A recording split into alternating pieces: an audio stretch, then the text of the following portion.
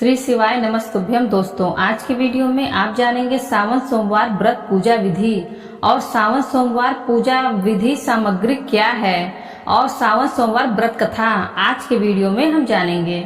पंचांग के अनुसार सावन का महीना 22 जुलाई से शुरू होगा, वही इसका समापन 19 अगस्त को होगा। यह महीना देवों के देव महादेव को बेहद प्रिय है। सावन सोमवार के दिन भगवान शिव की पूजा की जाती है, साथ ही मनचाहे वर की प्राप्ति के लिए व्रत भी किया जाता है। धार्मिक मत है कि ऐसा करने से साधक की सभी मुरादें पूरी होती हैं और महादेव प्रसन्न होते हैं। ये माह भोलेनाथ की पूजा अर्चना को समर्पित है। इस दौरान चतुर्मास होने के कारण सृष्टि का संचालन महादेव के हाथों में होता है। ऐसे में उनकी पूजा करने से मनचाहे परिणामों की प्राप्ति होती है। सावन माह में आने वाले सभी सोमवार को व्रत रखने का विधान है। मान्यता है इस उपवास को रखने से जीवन में सुख समृद्धि बनी रहती है।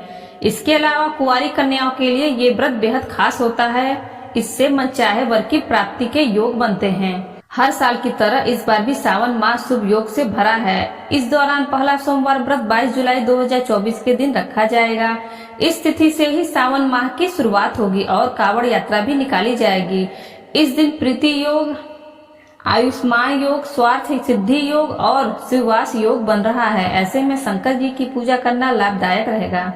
सावन माह में आने वाली सभी सोमवार की तारीख: पहला सोमवार 22 जुलाई, दूसरा सोमवार 29 जुलाई, तीसरा सोमवार 5 अगस्त, चौथा सोमवार 12 अगस्त, पांचवा सोमवार 19 अगस्त को है।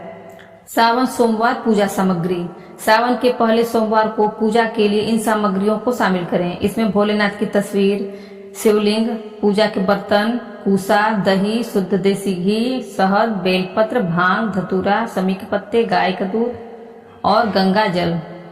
इसके अलावा महादेव के वस्त्र, माता पार्वती के श्रृंगार का सामान, शक्कर, कपूर, धूप, दीप, रुई, जनेऊ, चंदन, केसर, अक्षत, इत्र, लौंग, छोटी इलायची, मौली, रक्षा सूत्र, भस्म, शिव चालीसा, शिव आरती किताब, हवन सामग्री और दान का सामान भी रखें।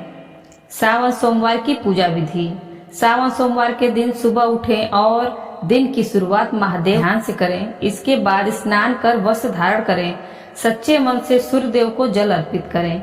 मंदिर की साफ सफाई कर गंगा जल से शुद्ध करें। अब विधि पूर्वक भगवान शिव का अभिषेक करें और व्रत का संकल्प लें। अब प्रभु को गंध, पुष्प, धूप, बेल पत्र, अक्षत समेत आदि चीजें अर्पित करें। देसी घी का दीपक जलाकर आरती करें और शिव चालीसा का पाठ करें। साथ ही महादेव के मंत्रों का जाप करना भी फलदायी साबित होता है।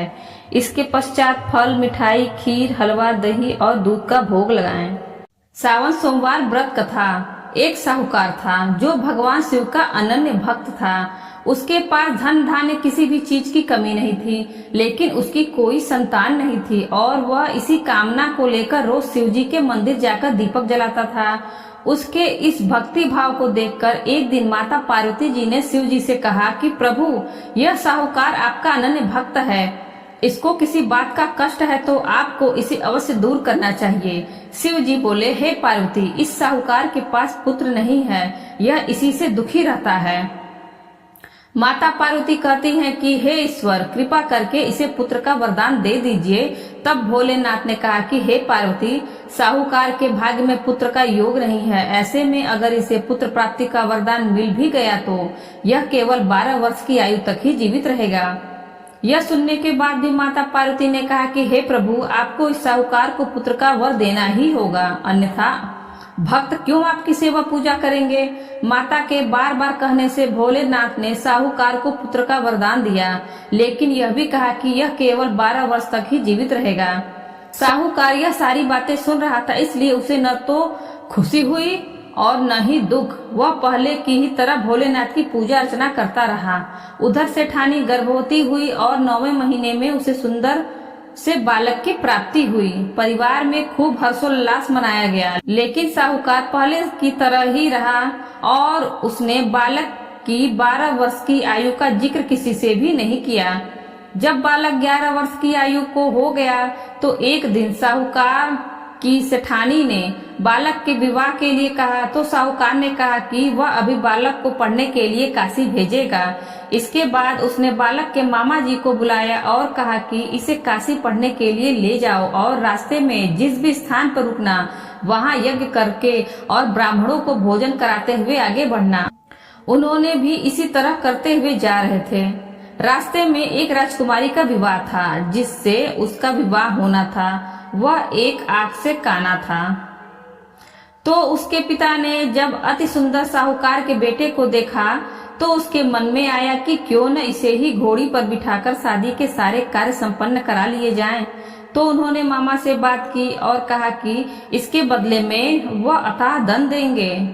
तो वह भी राजी हो गए। इसके बाद साहूकार का बेटा विवाह की बेदी पर बैठा और जब विवाह कार्य संपन्न हो गए तो जाने से पहले उसने राजकुमारी की चुनरी के पल्ले पर लिखा कि तेरा विवाह तो मेरे साथ हुआ, लेकिन जिस राजकुमार के साथ वह भेजेंगे वह तो एक आंख का काना है। इसके बाद वह अपने मामा के साथ काशी के लिए चला गया। उधर जब राजकुमारी ने अपनी चुनरी पर यह लिखा हुआ पाया तो उसने राजकुमार के साथ जाने से मना कर दिया। तो राजा ने भी अपनी पुत्री को बारात के साथ विदा नहीं किया। बारात वापस लौट गई। उधर मामा और भांजे काशी पहुंच गए। एक दिन जब मामा ने यज्ञ रचा रखा था और भांजा बहुत देर तक बाहर नहीं आया तो मामा ने अंदर जाकर देखा तो भांजे के प्राण निकल चुके थे। वह बहुत परेशान हुए, लेकिन सोचा कि अभी रोना पीटना मचाया तो ब्राह्मण चले जाएंगे और यज्ञ का कार्य अधूरा रह जाएगा। जब यज्ञ संपन्न हुआ तो मामा ने रोना पीटना शुरू किया। उसी समय शिव पार्वती उधर से जा रहे थे। तो माता पार्वती ने शिव जी से पूछा कि हे प्रभु, ये कौन रो रहा है। तभी उन्हें पता चलता है कि यह तो भोलेनाथ के आशीर्वाद से जन्मा साहूकार का पुत्र है। तब माता पार्वती कहती है कि हे स्वामी, इसे जीवित कर दें, अन्यथा रोते रोते इसके माता पिता के प्राण निकल जाएंगे। तब भोलेनाथ ने कहा कि हे पार्वती, इसकी आयु इतनी ही थी सो वह भोग चुका। लेकिन माँ ने बार बार आग्रह करने पर भोलेनाथ ने उसे जीवित कर दिया। लड़का ओम नमः शिवाय करते हुए जी उठा और मामा भांजे दोनों ने ईश्वर को धन्यवाद दिया और अपनी नगरी की ओर लौटे। रास्ते में वही नगर पड़ा और राजकुमारी ने उन्हें पहचान लिया। तब राजा ने राजकुमारी को साहूकार के बेटे के साथ बहुत सारे धन धान्य के साथ विदा किया। उधर साहूकार और उसकी पत्नी छत पर बैठे थे।